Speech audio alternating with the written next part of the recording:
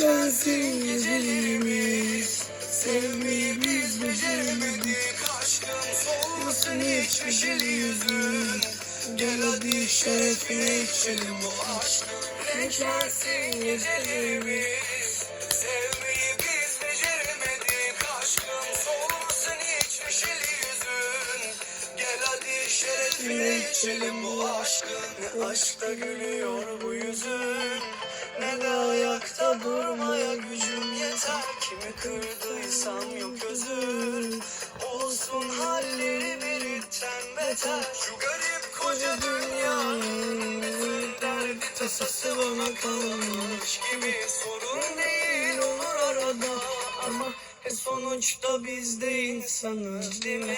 Renklensin gecelerimiz. Sevmeyi biz beceremedik. Aşkın solmasın hiç neşeli yüzün.